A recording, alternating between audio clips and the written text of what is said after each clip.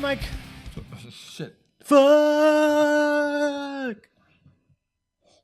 What's up, Sean? This is a super session recording. Sure.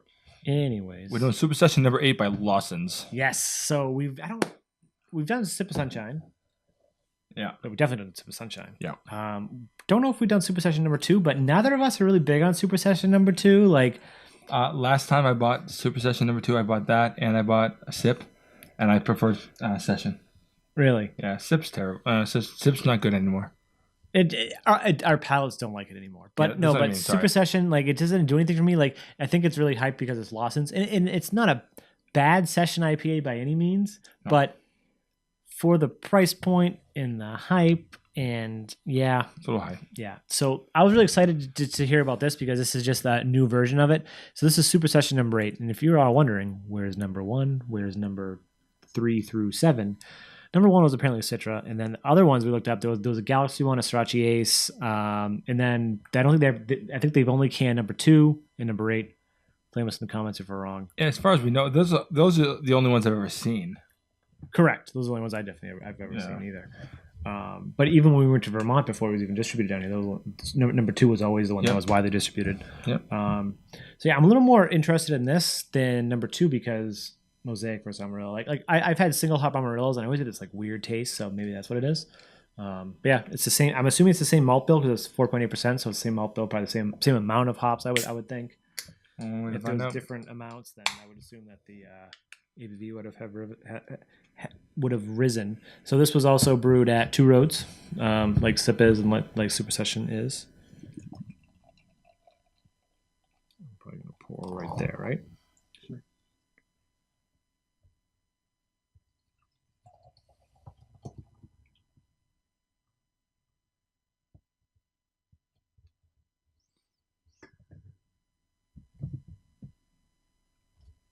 It's sort of filtered. It's hazy-ish. Yeah, it's a little hazy. Hazy-esque.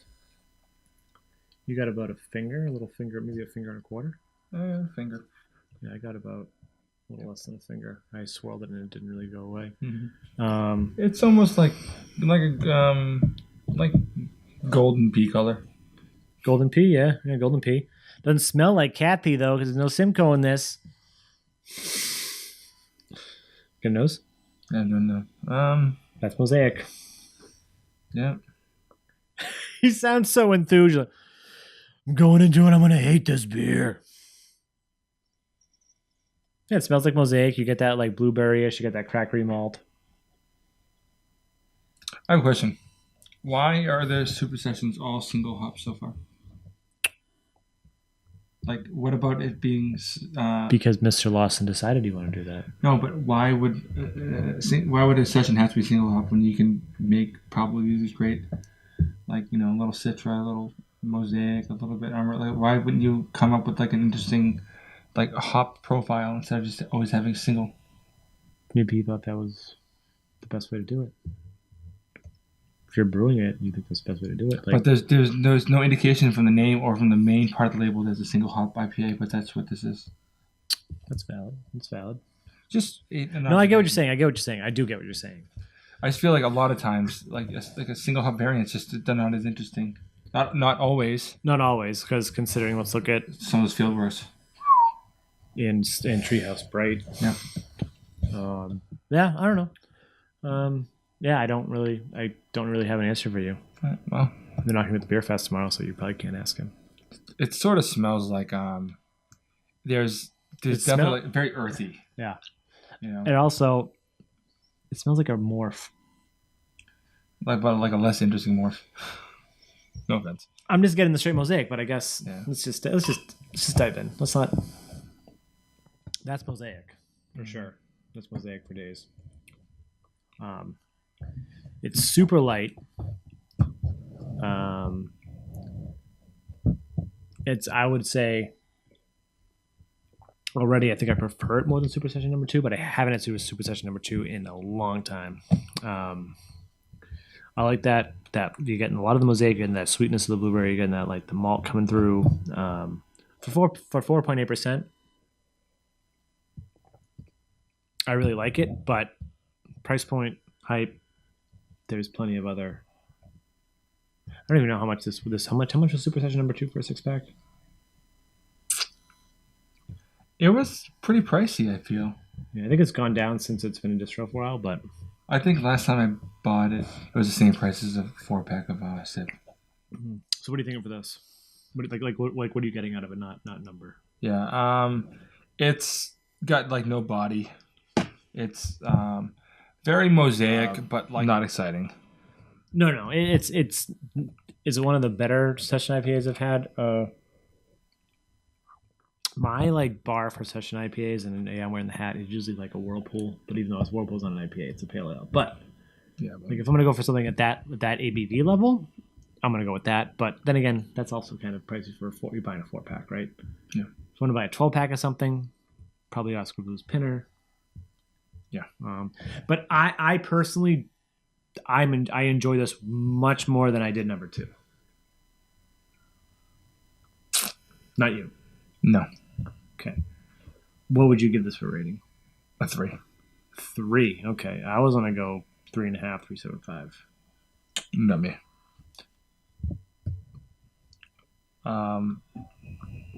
I'm pleasantly surprised. I was going into this to be like shut down city. I think this has a nice nose. Yeah. Got a nice nose on it.